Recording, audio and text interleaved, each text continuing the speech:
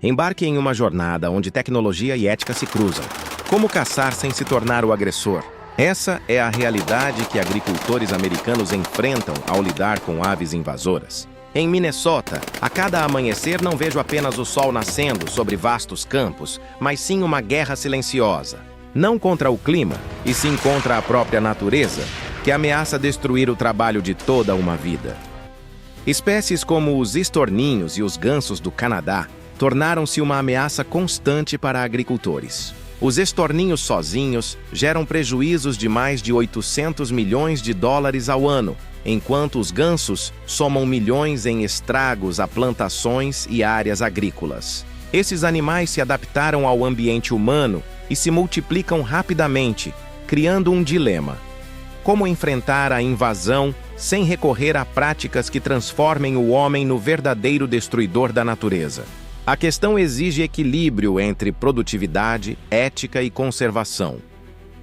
No início, o controle das aves invasoras dependia de armas de fogo e armadilhas como as Starlicide Traps, capazes de reduzir em até 50% as populações em certas propriedades. Há relatos reais de caçadas que reforçam esse histórico. Contudo, tais práticas logo foram criticadas por serem vistas como violentas, polêmicas e inaceitáveis para parte da sociedade. Um exemplo marcante ocorreu em Martha's Vineyard, onde agricultores enfrentaram protestos intensos, mesmo agindo de forma legal. O debate expôs como métodos nocivos podem gerar forte rejeição pública e dividir opiniões sobre sua legitimidade. Pesquisas mostram que a caça e o abate não resolvem o problema de forma duradoura. Em vez de reduzir a população, muitas vezes as aves apenas desenvolvem comportamento de fuga, tornando-se mais cautelosas e difíceis de controlar. Além disso, quando a causa principal não é tratada, os bandos podem se recuperar rapidamente, chegando até a crescer mais. Esse efeito reverso reforça as críticas. Métodos puramente nocivos não oferecem solução sustentável a longo prazo e podem até agravar o desequilíbrio, exigindo alternativas mais inteligentes e compassivas. Diante das limitações dos métodos agressivos, surgem alternativas sustentáveis. Espantalhos modernos, drones e até lasers noturnos afastam bandos com eficiência. Outra técnica é o egg addling, que consiste em cobrir ovos com óleo vegetal para impedir a eclosão, reduzindo a reprodução sem causar sofrimento. Esses recursos costumam ser mais baratos, eficazes e humanizados, ajudando o agricultor a agir de forma ética diante de um problema criado pelo próprio homem. Ao adotar tais soluções, é possível proteger plantações e ainda preservar o equilíbrio ecológico. Antes de continuar, inscreva-se no canal e ative o sininho para não perder nossos próximos vídeos.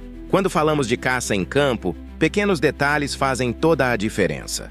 Uma postura incorreta pode arruinar toda a estratégia. Por isso, a escolha do local é fundamental. Pântanos e lagoas são pontos ideais. Roupas camufladas e impermeáveis ajudam na aproximação, enquanto binóculos permitem observar o comportamento das aves. O caçador deve deitar rente ao solo, usar a vegetação como cobertura e reforçar o disfarce com chamarizes. Afinal, gansos são extremamente atentos e percebem qualquer movimento estranho. O excesso de caça, em vez de resolver o problema das aves invasoras, pode gerar consequências inesperadas e até mais graves para os agricultores e para o meio ambiente. Quando os bandos são submetidos a pressões intensas de abate, as espécies tendem a desenvolver maior resistência, adaptando-se rapidamente às ameaças humanas. Esse processo faz com que indivíduos mais fortes sobrevivam e transmitam características de resiliência às futuras gerações, tornando as populações ainda mais difíceis de controlar. Outro efeito preocupante é a aceleração do ciclo reprodutivo. Aves que sofrem pressão constante de caça podem responder aumentando suas taxas de reprodução, o que gera explosões populacionais em pouco tempo. Em vez de diminuir, o número de animais cresce fora de controle, exigindo cada vez mais recursos e estratégias para lidar com eles. Assim, o que inicialmente parecia uma solução se transforma em um problema ainda maior. Esse cenário também gera impacto direto nos ecossistemas. O equilíbrio natural das áreas é rompido quando espécies são caçadas de maneira desordenada, alterando cadeias alimentares, deslocando outras populações de fauna e comprometendo habitats inteiros. Além disso, a imagem pública dos caçadores e agricultores se desgasta diante da opinião da sociedade, que frequentemente associa tais práticas à crueldade e à falta de responsabilidade ambiental. O alerta vem de órgãos como o USDA, que reforçam que métodos nocivos só apresentam resultados quando combinados com alternativas não nocivas, como drones, espantalhos modernos, lasers noturnos ou técnicas de controle reprodutivo. Sem esse equilíbrio, a pressão da caça isolada se mostra ineficaz e até perigosa. Em resumo, o excesso de caça não resolve. Ele pode fortalecer os bandos, provocar desequilíbrios ambientais e ainda gerar críticas públicas, reforçando a necessidade de soluções mais inteligentes e sustentáveis. O desafio das espécies invasoras não se limita apenas às aves. No Alasca, agricultores enfrentam novos inimigos. Ursos negros que destroem plantações e invadem casas em busca de comida, raposas vermelhas que atacam criações e ainda transmitem doenças, e javalis selvagens capazes de devastar lavouras inteiras, causando milhões em prejuízos anuais. Para conter esses animais, há regulamentações rígidas para o uso de armas, o que obriga à adoção de métodos de monitoramento e controle populacional. A situação mostra que o problema é muito mais amplo e exige estratégias diversas para equilibrar proteção econômica, segurança pública e conservação ambiental. O caso dos coiotes, especialmente nos Estados Unidos, mostra como esse conflito não é recente. Desde os anos 1930, esses predadores afetam severamente rebanhos, levando à adoção de diferentes estratégias de controle. Entre elas estão o uso de aviões para localizar e abater grupos, o apoio terrestre com armas e chamados sonoros que atraem os animais, além das armadilhas de arame aplicadas principalmente no inverno. Embora eficazes em alguns contextos, essas práticas despertam críticas sociais intensas. Com o avanço das redes sociais, a imagem dos caçadores passou a ser ainda mais questionada, moldando a narrativa pública e obrigando autoridades e agricultores a repensarem métodos. Na Austrália e em partes da África, a atenção recai sobre os crocodilos, cuja população crescente aumenta os riscos para as comunidades humanas. O contraste entre técnicas tradicionais, como o uso de lanças, e modernas, como rifles de alta precisão, revela o dilema entre tradição e eficiência.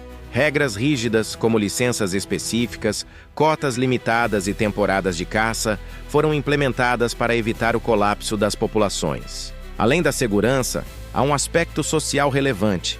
Em muitas regiões pobres, a carne proveniente desses animais é distribuída entre famílias, transformando a caça em prática de subsistência. O debate se concentra em equilibrar conservação, tradição cultural e necessidades humanas. No Canadá, o foco está em lobos e ursos negros. Os lobos, caçadores naturais de bisões, têm sido alvo de programas de controle por meio de armadilhas reguladas e redução direta das populações. Porém, problemas surgem quando caçadores irresponsáveis deixam resíduos, poluem áreas naturais e ignoram normas, gerando queixas da população local. O governo responde com multas severas para reforçar o cumprimento da lei. Já os ursos negros, ao se afastarem de seus habitats originais, passaram a invadir áreas urbanas, criando riscos de acidentes e convivência perigosa. Para capturá-los, usam-se armadilhas atrativas com alimentos como pipoca, mel e marshmallows. Ainda assim, a caça desse animal é altamente controlada. Licenças limitam no máximo 2 capturas por temporada. Casos ilegais de comércio de peles mostram como a exploração clandestina continua sendo um desafio a enfrentar. Por fim, a conclusão reforça o objetivo central: lidar com espécies invasoras requer múltiplas estratégias. Não existe solução única.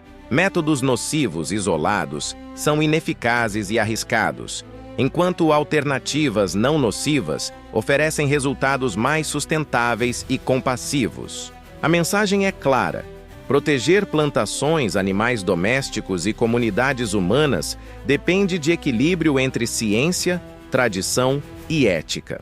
O público é convidado a refletir, participar com comentários, sugerir soluções e apoiar a discussão. Curtir, compartilhar e se inscrever no canal garantem que mais pessoas tenham acesso a esse debate tão urgente.